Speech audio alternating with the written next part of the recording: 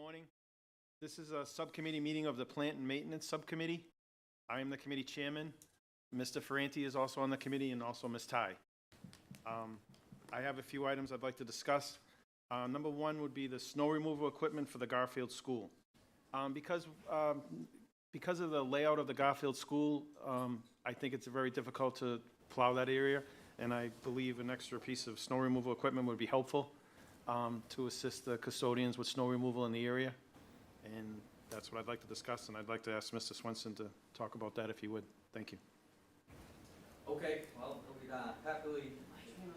Oh. He's new. Okay, first off, thank you for offering that piece of equipment. We could definitely use it.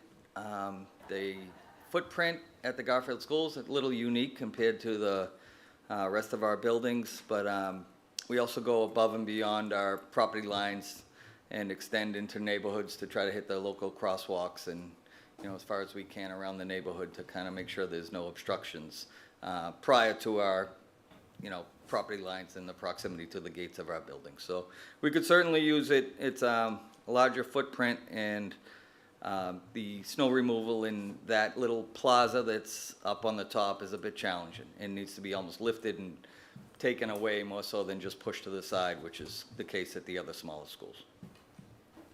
The only other question I had was, I realize this storage options are a problem at both the Paul Revere and the Lincoln School. The Lincoln School, one of our older schools, and it's just the way it was built. It wasn't built with storage in mind, unfortunately.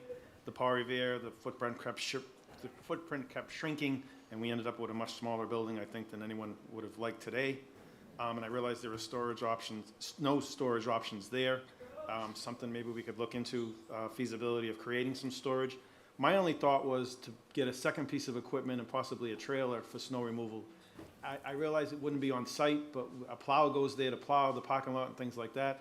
So maybe on the back of that plow, there could be a trailer with an additional piece of snow equipment to help those buildings. I know that your staff does the Revere Street Bridge, which is some distance from the Revere, from the school, because I've seen when it hasn't been shoveled, and I see kids walking on Revere Street, which is a pretty, you know, cars kind of fly on Revere Street when there isn't traffic. And I know you do go away from the school a little bit, and I think that's great because no one wants to see a child hit by a car. So I was wondering if, I'd like your opinion on the feasibility of a trailer with another piece of equipment that could be taken to possibly the Lincoln or the Paul Revere to help them with their snow removal in the area. Okay, my opinion on that would be somewhat ineffective and not necessary. We have contractors who come and show up with that equipment during snow removal, who do the bulk areas like the parking lots and the roadways and things like that. The custodians in those two schools are dealing with thin walkways and thin walkways that lead to stairways that equipment would be ineffective for snow removal. We also don't want them coming too close to doorways and glass door panels and things like that. So as much as it's a little bit different snow removal, it's effective, and it's also what they need. You can't shovel a set of stairs with a Bobcat. You can't get up onto plazas that have stairs leading to them with the Bobcat. So we look at the footprint, and I think our custodians are equipped at those two buildings with adequate snow removal and the process itself. Thank you, sir.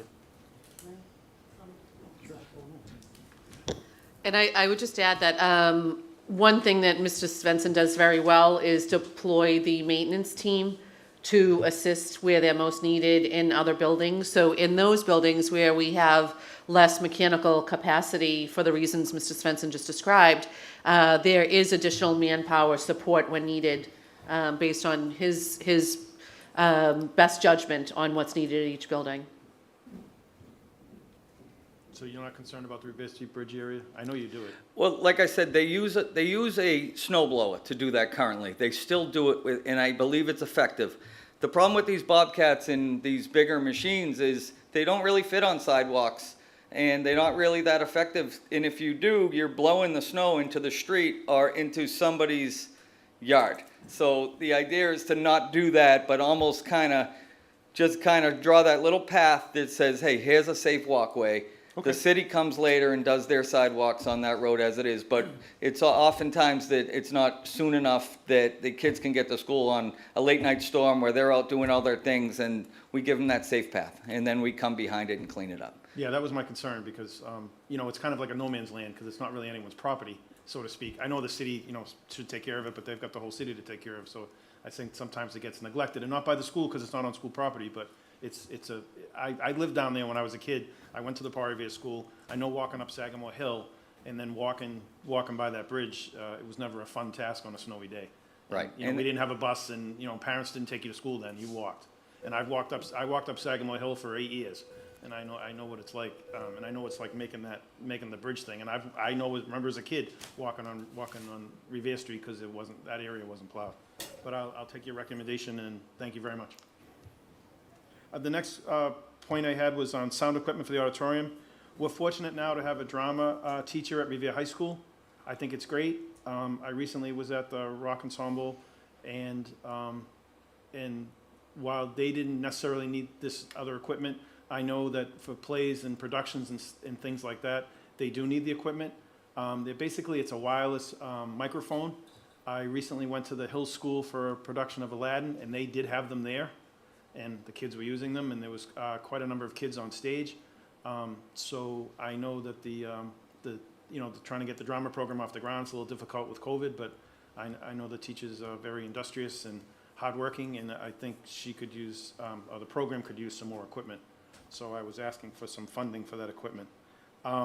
They're still working on specs and numbers.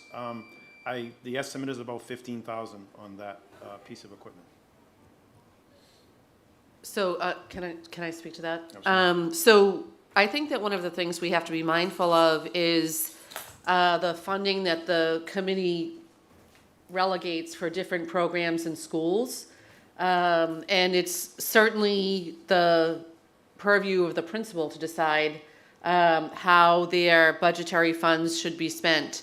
And I know that we often have individuals who want to advocate for funding for their own individual programs, but clearly we can't meet every single need. So this decision on making this commitment to buying wireless microphones would need to fall with the principal. I know that in our past performances, we have either used the microphones from other schools, or it's been part of the rental agreement that we've had with different rental companies who support the program. And I just would urge the committee to leave those decisions in the hands of the principal. While I agree and understand what you're saying, for instance, the Rumney School will be coming over here to put on a production because their facility doesn't warrant, they don't have the space to have a large, somewhat large number of people. So I think the high school is utilized, or could be utilized more often than some of the other schools that don't have such a facility. I'm sure that if the Hill School had a bigger place, they would have had more people than they even did because both shows were sold out. So I think the high school is a little different where it's more of a centrally used facility. I know when Dr. Galucci was the principal at the Rumney, I know they had the moving on ceremony over at the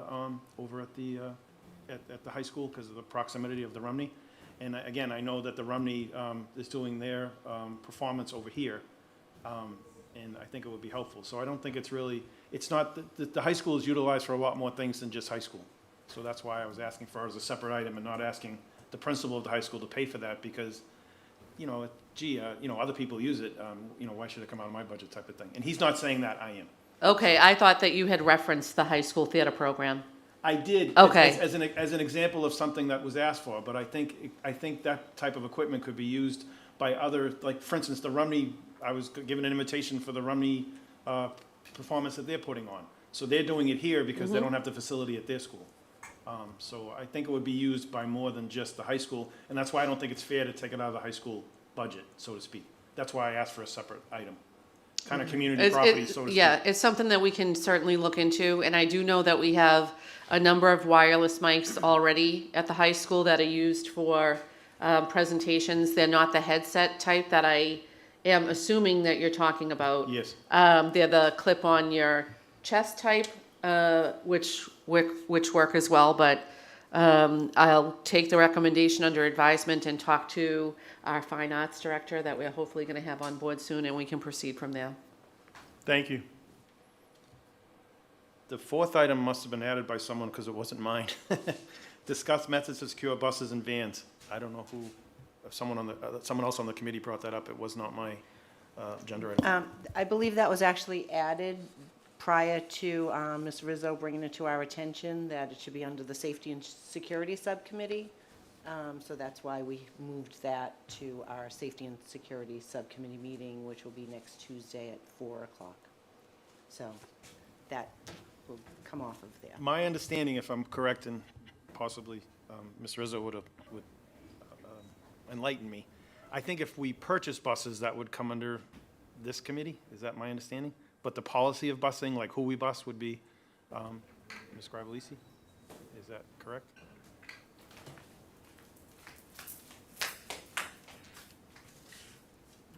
Well, we're definitely putting the horse before the cart. I'm just looking for clarification. I'm not sure which committee, but I think it's a lot of work, and it probably could go under both, because you need to also be under build-in and maintenance so that you can store a fleet of buses.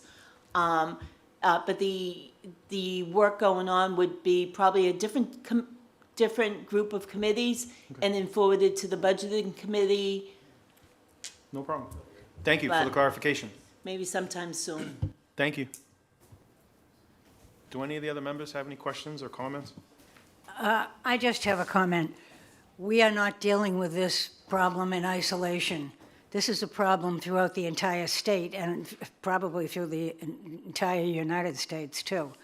I mean, I was somewhat optimistic when I mentioned at a previous meeting that the Senate seems to have some appetite for at least looking at the problem as it exists in all the schools. I think this is a much bigger problem than just for Revere.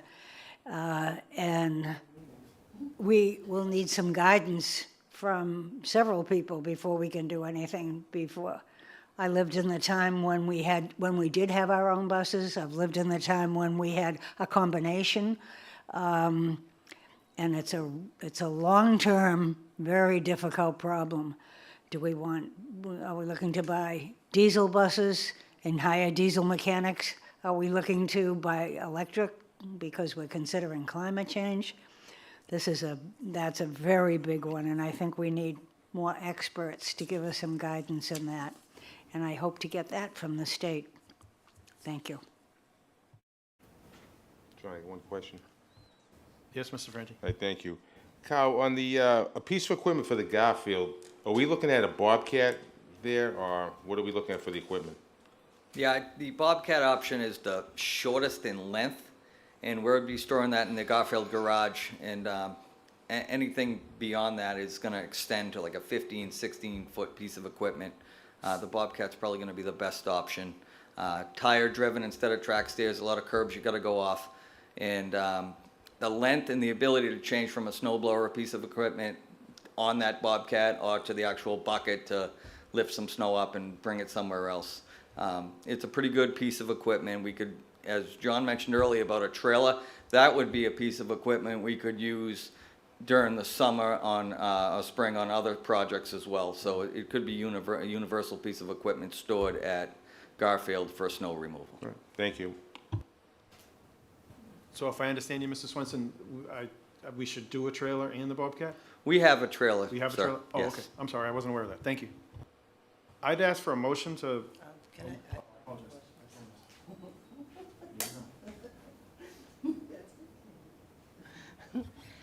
Thank you, Mr. Kingston.